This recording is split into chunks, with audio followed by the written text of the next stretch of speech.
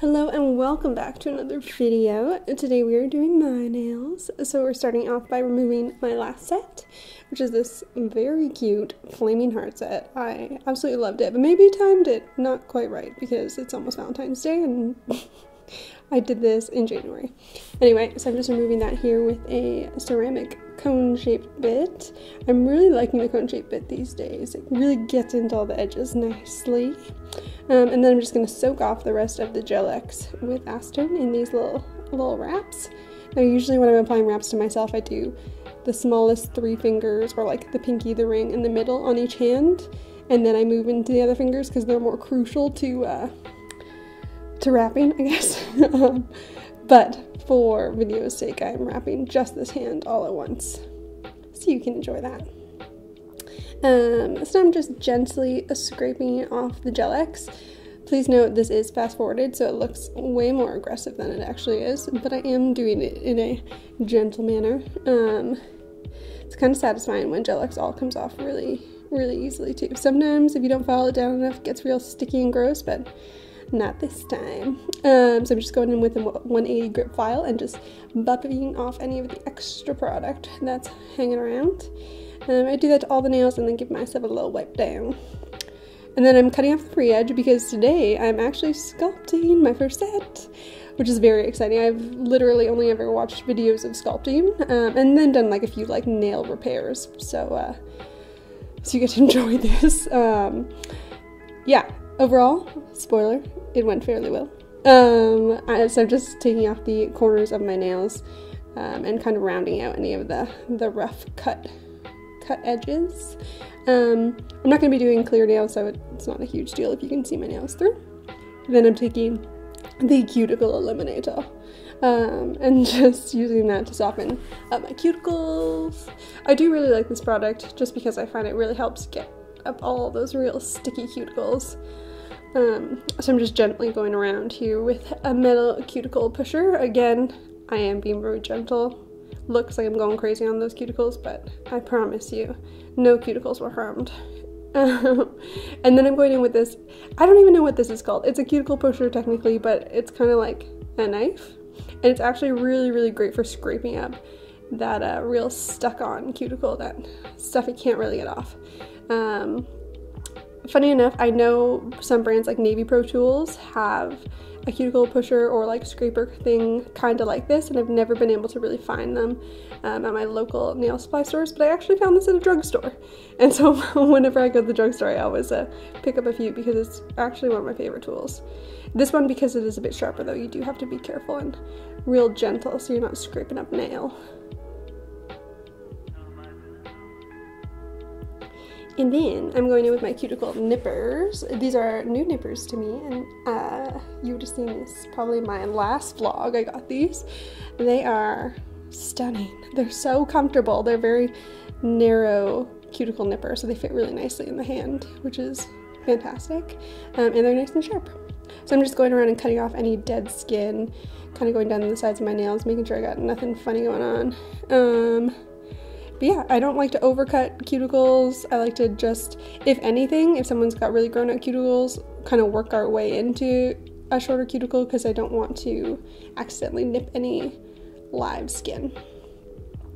And then here I'm going in with the 180 grip file and gently, keyword being gently, buffing over my natural nail. This is in place of using a buffer, and I find using a file versus a buffer makes all the difference in terms of lasting enhancements. So that's what I'm doing. And then giving my nails a nice little wipe down with some icy purple alcohol. And then I'm pulling out all the supplies. So I've got the Cocoas nail forms, I've got the D-Gel sculpting gel, and I believe this is an Apres round brush. And then I'm going in and applying the clear rubber base gel, which in hindsight, I probably should have done this when I had forms on, just because your nails are sticky after it, and so it would be a little bit easier to do once you had the forms on, and not like having sticky nails and then trying to put forms on, if that makes sense. So I'm just really scrubbing that into the nails to make sure we have a real solid base going into things and making sure everything is going to adhere very well.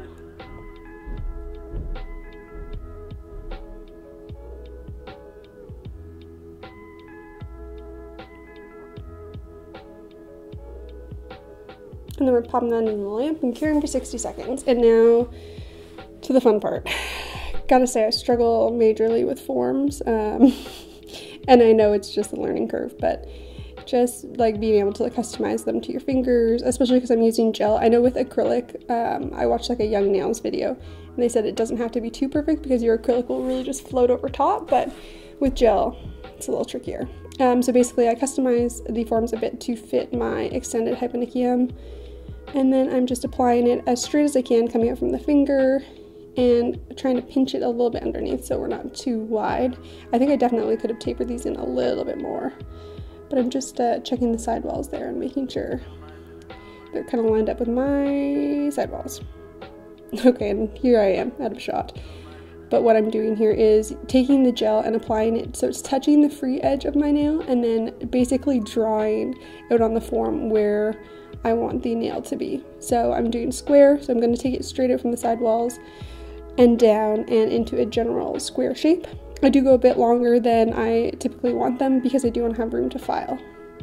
And I'm going to pop this one off right away so we can check things out, make sure I didn't royally F anything up.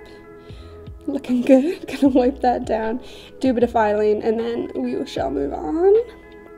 So I'm doing a general filing here, getting it roughly into the shape I want, but like not perfecting anything because obviously we're gonna go back in with a lot more gel.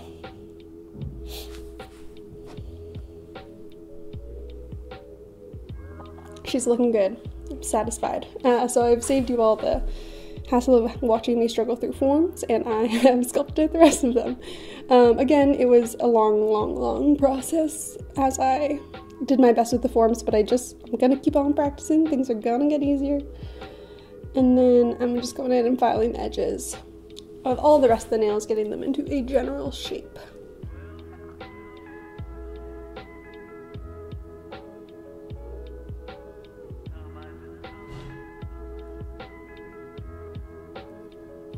Now I'm going in with another D-gel, but this is kind of an overlay D-gel rather than a sculpting D-gel. So I'm applying a slip layer there with that, and then I'm going to go in and grab a larger bead and float that down the nail. So I'm putting it kind of in the apex area and then rocking it back and forth as I walk it down the nail. Now the problem with this gel is it is quite runny, so you do have to act fast. So you'll see, I'm going to use a smaller brush and kind of get it into place. Stretch everything out, and then flip my hand upside down to build a bit of an apex, but like the second I flip my hand back over, things are moving. Like you gotta pop it in the light right away. I did try and use the thicker gel on one of my friends. I ended up sculpting a set on one of my friends as well. And I did like using the thicker gel, but same thing, like it just like moves a lot before it cures, which I think it's just a learning curve, something I'm gonna have to get used to. But here again, applying more. If you need more product, you can always go back and grab some more and then just connect it to the product that was already there.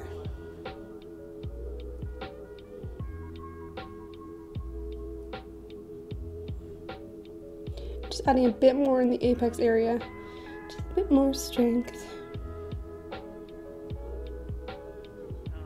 And you don't have to worry too much about accuracy when it comes to applying the gel because you can go in and file afterwards. I mean, we will obviously go in and file afterwards, and you can really shape things up there. And this gel is quite sticky. I mean, you want to wipe down any gel when you're about to go in and file it, but like you really got to go in on this gel. So now I'm going to start filing the shape. I'm going to start with all of the right sidewalls and make my way through each finger on the sidewall. So basically you're laying your file flat along the side, and then you are trying to level out any weird bumps or lumps or anything like that.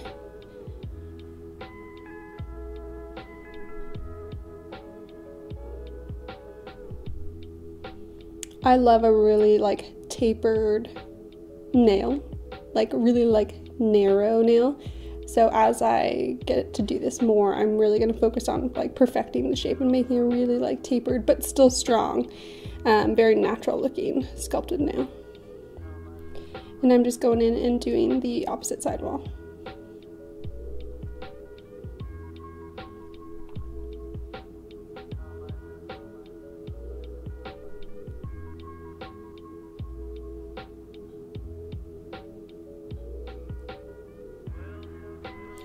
And then I am going around the cuticle, kind of just rocking around the cuticle to make sure everything's smooth and it's not too bulky back in that area.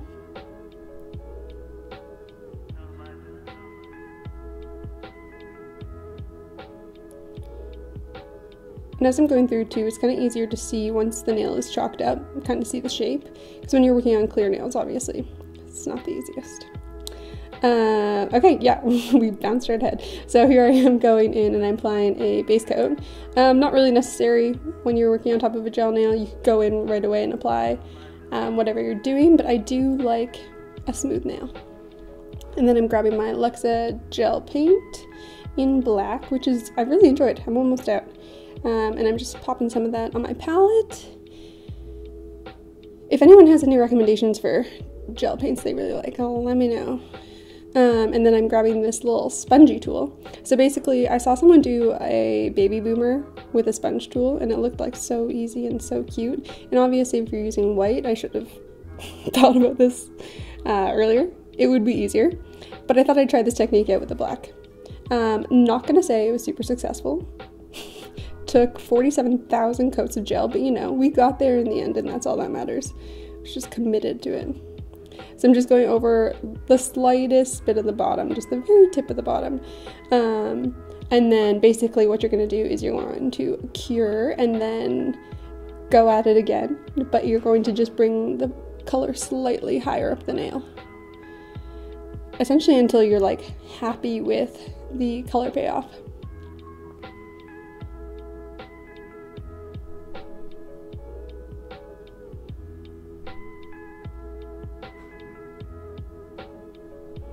Now, I think I only show 3 rounds going up the nail, but I assure you there were more. Oh yeah, they're just 3. And then I'm going in with some Extreme Shine top coat, smoothing everything out. You can still see that the tip of the nail is a bit transparent, which you only really notice in certain lights, or if like I'm typing on an iPad and the light's like glowing through my nails. Otherwise you don't notice it too much. Okay, here I am with the Ice Gel Sky Blue Chrome. Now, I'm going through and applying it to my nails. I was desperate to use it. And it's beautiful. Now, the one thing is in real life, it really just makes the black look blue. Which it looks really cool. But I wasn't super sold on. You can see it here, yep. And then me looking at the black thumb and being like, no. Wipe it all off. Yep, so I'm removing it all. Changed my mind on that, and I'm going over and buffing the top coat of the nails. Yeah, so I decided instead, I'm still going to add a bit of the chrome element, but I'm going to use the Young Nails Orbit and draw out some cute little sparkle stars. And then I'm going to apply the chrome on top of that. So I still have that blue chrome, but not as all over.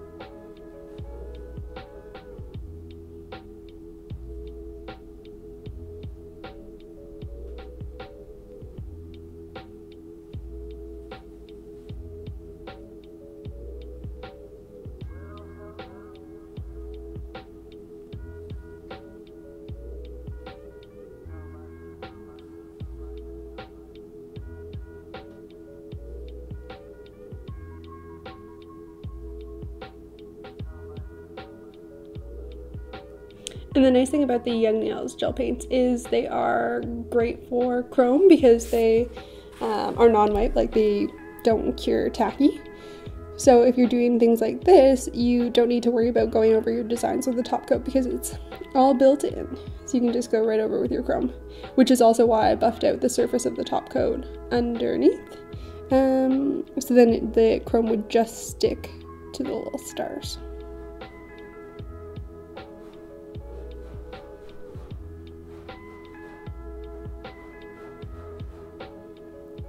There we are, chroming it up.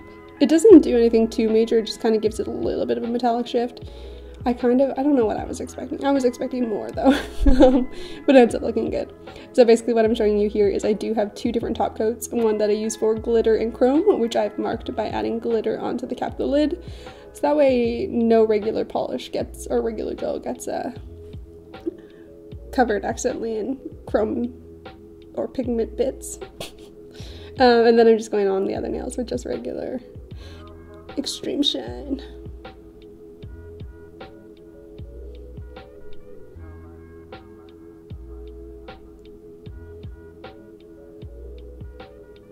Look at that. That looks so beautiful at them. Oof.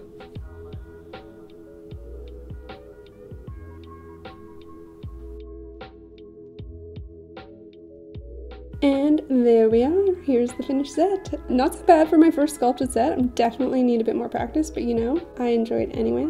Thank you so much for watching. I hope you enjoyed this video, and I will catch you in the next one.